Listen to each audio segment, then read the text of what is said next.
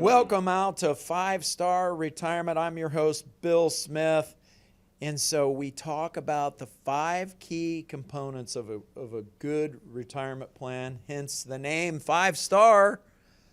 Those are income, investment, tax, healthcare, and estate or legacy. And so on this segment, we pick one idea, one topic, whether we come up with it or our viewers send them in. And I have a guest of one of our team members join us from our firm. And awesome guest joining me here today, Mr. Coley Neal. Coley Neal is a certified financial analyst. Did I get that right? Chartered financial analyst. And which is the hardest designation, bar none, to get. He leads our investment committee here at the firm and does an awesome job for our clients and the research that you do. We're going to talk about something today, Coley, that I think is huge, and you see this a lot. People retire, and we have an example here, okay? So we see this all the time. Joe comes in retires from Sherwin-Williams, and we see they have a huge amount of Sherwin-Williams in the 401k. They've got options. They've got grants. And they personally own Sherwin-Williams. So the concentration of wealth in a single stock is massive.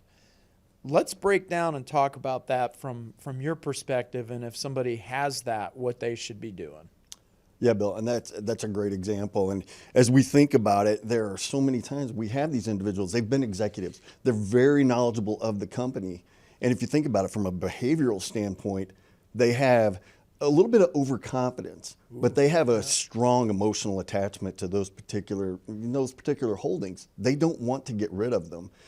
And sometimes with that emotional attachment, they have blinders on, and they're unable to see the overall risk that particular concentration poses on their overall wealth and the potential outcomes that could happen if there was a negative event to happen to that. And all I have to do is think back to Enron, Lehman, Bear Stearns. In non-financial, the Titanic, Captain Earl Smith thought the ship was unsinkable. Mm-hmm.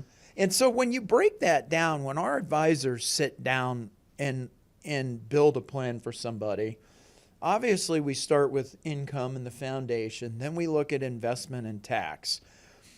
When we look at the concentration of risk, like what is it that, yeah, they might be overconfident, but why do we find they either may or may not want to diversify?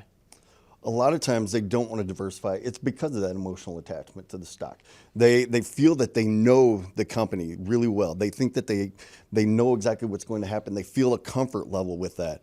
And by feeling that, again, they go back to the blinders. They are unable to see the overall lack of diversification within their holdings, and they fail to see what the potential impact could be. And I know you've heard this one before. If you want to get rich, buy one stock. If you want to stay rich, diversify and own several. And never forget that. You can get where you're at today by having less concentration, but if you don't diversify, an Enron can happen, and you never know when that's around your corner. Ladies and gentlemen, it's about you. It's about protecting your wealth and your money, and we can help you do just that. I encourage you to get a hold of our Retirement Tune-Up Financial Review. Can help you go to the next level. Very easy to get. Simply hit our website, wasmithfinancial.com, or call us and ask for it by name. We want the Retirement Tune-Up. Coley, awesome. Thanks, buddy. See you soon. Be right back.